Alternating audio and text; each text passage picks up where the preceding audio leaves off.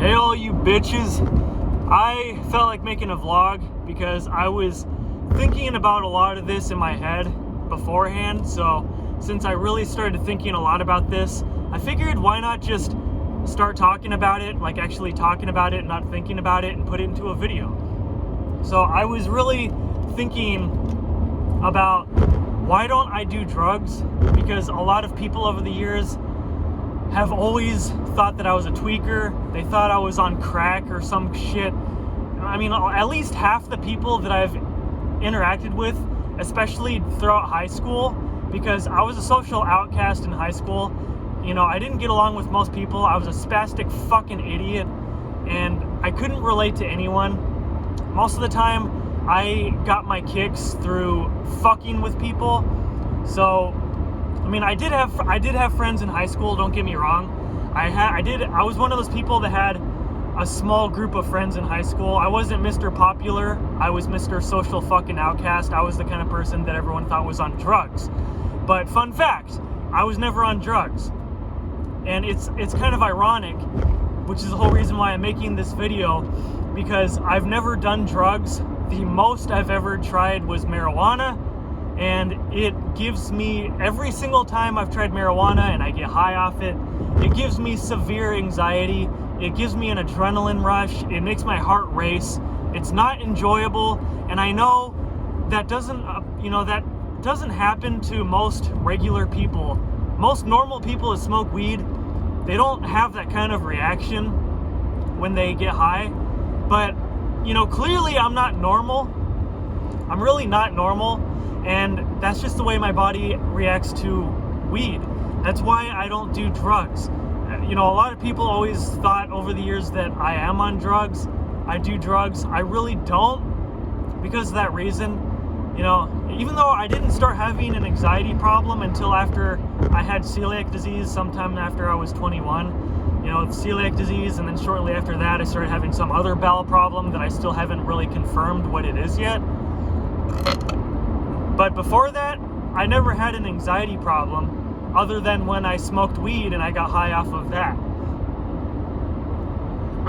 And it's like, normally I wouldn't mind getting high, but it's like the first 30 or 40 minutes or so of being high, I always feel the same feeling. I feel this rush, my heart starts racing, I get this anxiety, and it's so difficult to try to stay calm, because I'm just, like, my body is freaking out and I'm having severe anxiety from being high, and it's not enjoyable. But like, assuming I can get past that initial part of being, you know, basically trying not to freak out and having an adrenaline rush from it, it's not really that bad.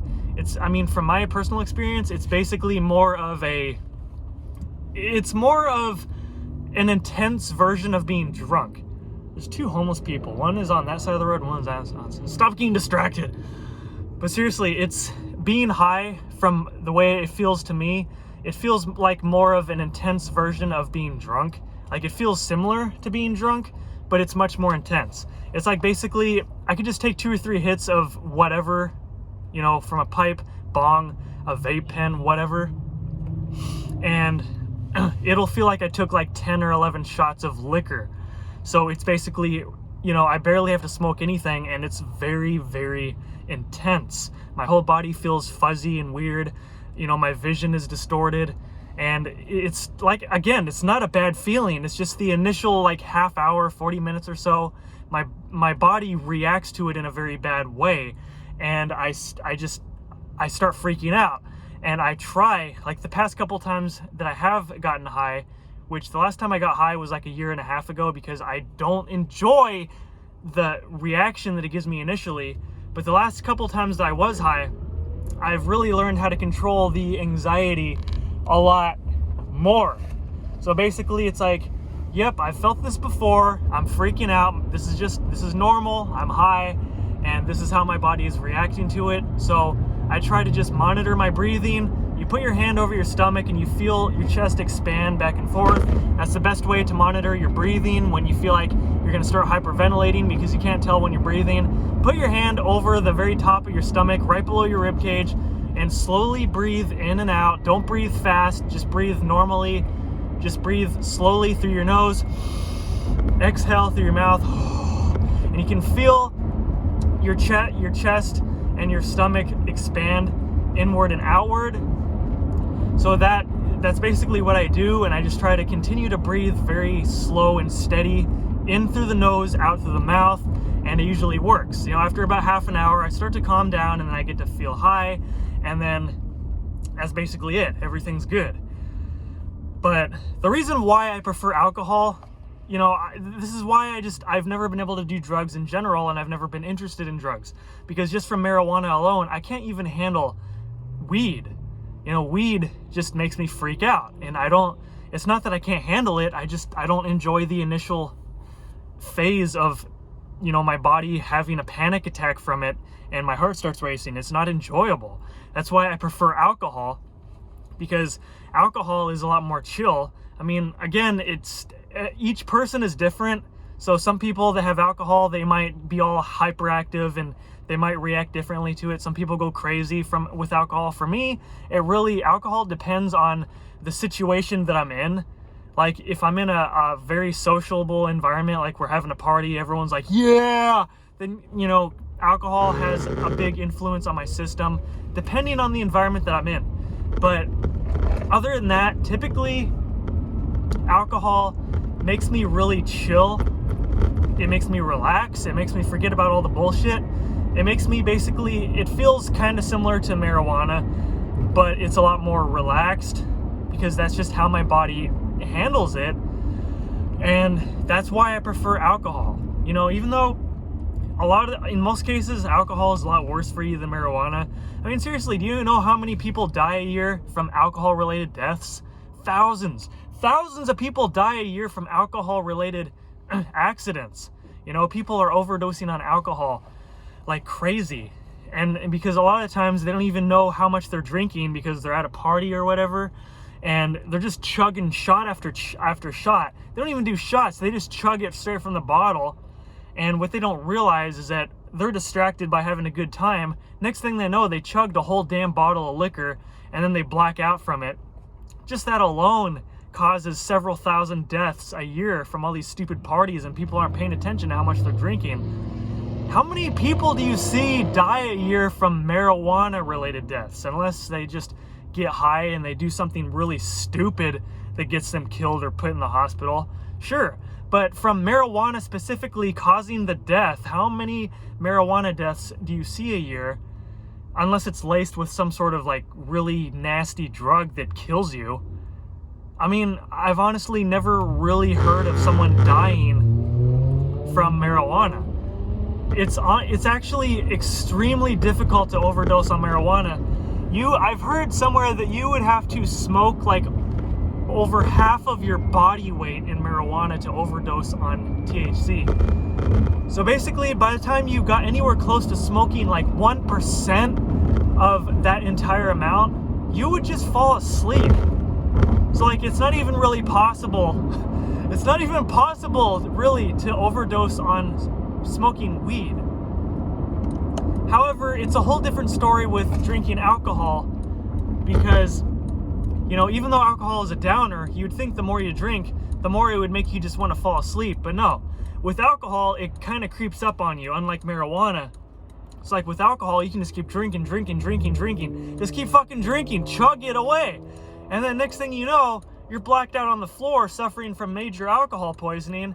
You got to go to the emergency room and get your stomach pumped. It's fucked up.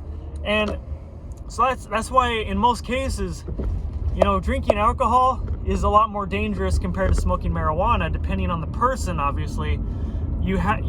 So if you're going to drink alcohol, you have to either be with a buddy that can, you know, kind of be there for you and monitor how much you're drinking, you know, be with a responsible friend that's going to give a shit. But for me, I've never had that problem. I've always paid attention to how much I've drank. I've never gone overboard.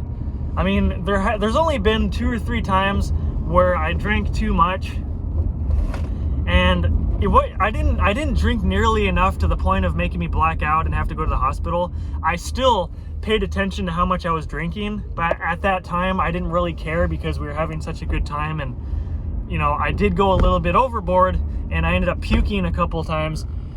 But still, as bad as it was, I didn't drink nearly enough to the point of where he had to put me in the hospital or kill me or whatever, because I still monitor how much I have. I pay attention.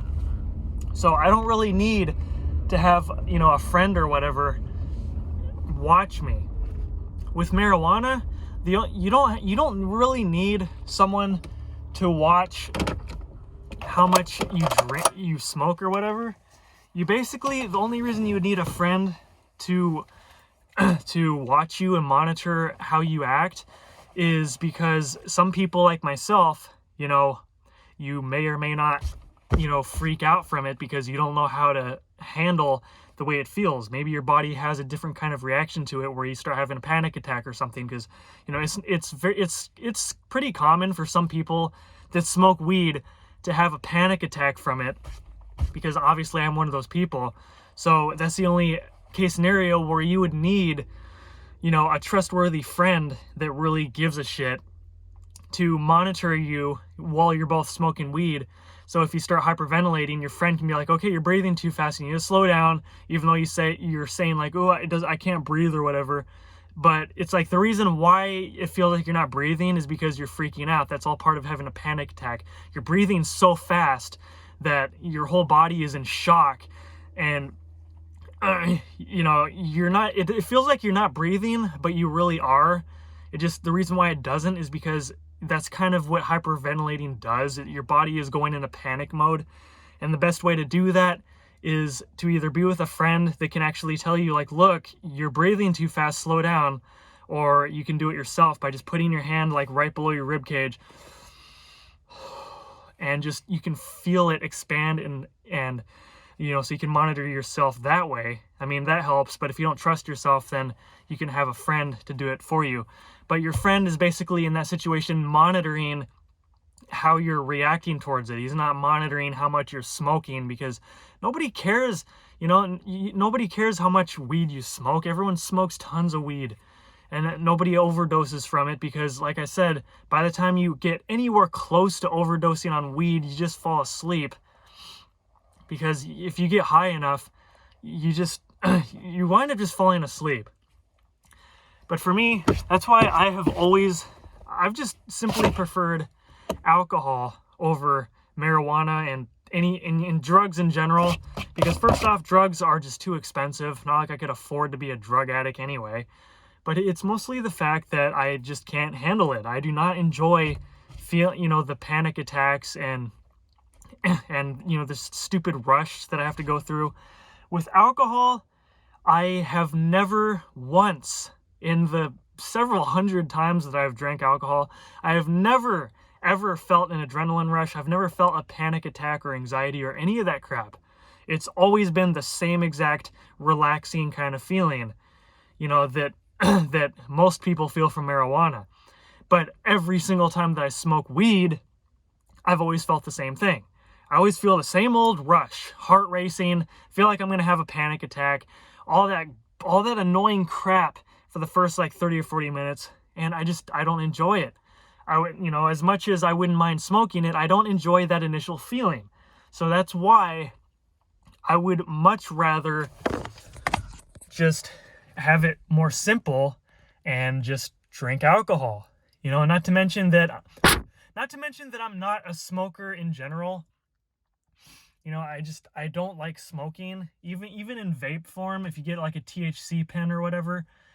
I mean, the only time I've ever even been into like those vape pens, like the boxes, is because it's really amusing, like being in my room and just hotboxing the whole entire room. That's fun. I don't even inhale it. I just puff on it like a cigar, and I hotbox the whole entire room. I don't even do vapes anymore, because I've only done vapes like a small handful of times for a very short period. I have heard a lot of stories of people dropping dead from vaping, and doctors found severe chemical burn marks in their lungs that are more than likely related to vaping. And it kind of freaks me out. That's why I don't smoke in general. Not even vaping, because I heard vaping is just as bad, if not even worse. Like, what kind of people just... I've never heard of someone, like, just flat out dropping dead from smoking. I mean, it's more of a slow and steady type thing. But with vaping, there's been so many news reports of people literally just dropping dead on the floor from vaping. And then doctors have done tests on them, like whether they're still alive and they were able to recover, or they just analyzed the body after they died. Regardless, they found bad chemical burns in their lungs, and it was related to the vaping, and that's probably why it caused a severe lung problem. And that's why I never inhaled vaping when I did it anyway. I just puffed on it like that, and it's like, I just did it for fun. I've only owned 2 vape pens. I've never owned the vape boxes or whatever they're called, because I didn't really want to invest much into it. My first couple vape pens were only like $20, because I just wanted to mess around with it. And I never inhaled it, so I've never had that kind of problem with having chemical burns in my lungs. But there's not really enough, there's hardly any like historical data behind vaping, because it's still kind of a new thing. And with new things, it takes time to study these things and the long-term effects, if there's any bad side effects or health problems that it may have on someone over time. Smoking regular cigarettes and cigars, that's been around for centuries. So of course, we all know what happens when you smoke cigarettes and cigars and all that crap. With vaping, it's a lot different. It's hardly been around very long, maybe a few years, and there's just not enough history behind it to really show what kind of long-term effects that it has. So that's why so far from what we have found out about vaping, it can potentially be very deadly. So that's why I really don't mess around with vaping, and I have never been into smoking in general. I have never smoked cigarettes. Maybe on very, very, very, very rare occasions, I would smoke like 1 cigar, but I haven't even had a cigar in like 2 or 3 years, because I don't smoke. I've never had the urge to smoke. I don't like smoking, and I'm well aware that how bad it is for your health. So the absolute most that I've ever done in this kind of situation would be drink alcohol. I like drinking alcohol. I like getting buzzed. I don't like getting drunk, but I do enjoy getting buzzed. And it's a very happy medium. I have it in moderation, so I don't have to deal with long-term health effects from alcohol, like liver disease and kidney damages and all these other health problems that a lot of people get when they drink constantly. Like, they just binge drink. They get wasted like every other day for years on end, and then they have all these health problems from the alcohol later on. I'll never have to worry about those because I don't binge drink. Like 9 times out of 10 when I drink, I usually just get a little buzz. I'll have like 2, 3, maybe 4 drinks. I'll feel good, and that's it. I don't go past that.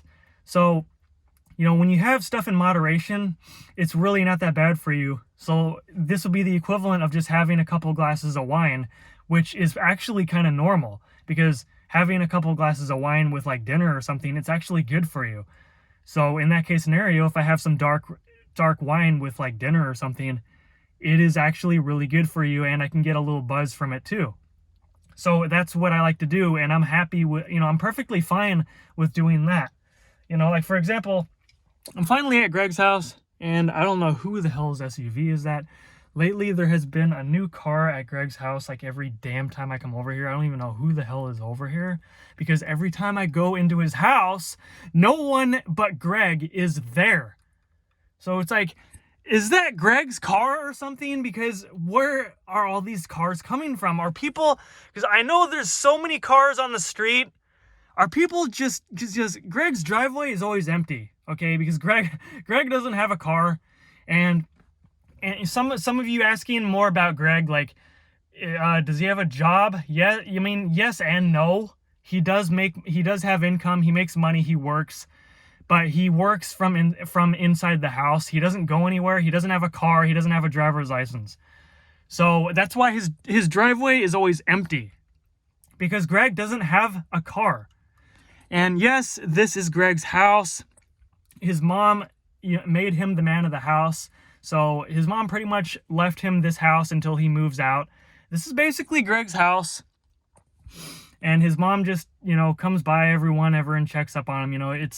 His mom is never here, so it's basically, his mom is really the only part of his family that's still like frequently in and out of the house and, part of his life and obviously my life because I'm always hanging out with Greg. But other than that, this is basically Greg's house. He's the man of the house and he works from home. And I've been trying to help Greg get his driver's license for years, and he can't pass the written test. You need to get at least an 80% on the written test. He can't apparently get an 80%. I don't know why. I got an 80% on the driving test literally the first time I tried, even though I didn't pass the driving test because I was using my old Bronco back then with the oversized tires and the suspension lift, and it was just too big to go through the cones. So I kept driving over all the cones, and it wasn't because I didn't know how to drive, it was just too damn big. It's like, why couldn't you just spread the cones out a little more to compensate for my bigger truck? Nope, they said it was fixed for, just regular cars. So like a year or two later, I used my uncle's like little SUV. It was a small SUV. It was like the size of that one over there. It was basically just the size of a regular car. And I just borrowed that for a couple hours to get the driving test over with. But the second time that I took the written test, again, I got an 80% because most of the questions are common sense. It's like, how fast do you go on most major roads? What does this sign mean? Whatever. It's mostly common sense that you learn from driving around throughout your whole entire childhood and teen years with your parents, for fuck's sake. I don't know why Greg still can't grasp the common sense of how to pass the written test. Like, apparently he still doesn't know like how fast to go throughout certain streets. Like you can't pass 15 miles an hour in a school zone during school hours or whatever, which is 15 miles an hour during school hours. Otherwise you get a fine, which is typically twice the fine of a normal speeding ticket. It's just common sense stuff like that he still can't grasp, and I don't understand why. But it is what it is. So that's why he's still trying to invest into something like an electric bicycle that can go like 30 or 40 miles an hour and it has a really long charge distance, so he can use that to get around. And that would honestly be a lot more fun. I don't really care if Greg ever gets his driver's license and gets a car, because, when I hang out with Greg, it kind of brings me back to the good old days when we were little kids riding bicycles around. And that's kind of how it feels. Greg is older than I am, but he still kind of brings me back to the days when I was like a little kid. And I don't really mind that because I do enjoy being on two wheels. Damn it. And I enjoy riding bicycles around and mini dirt bikes.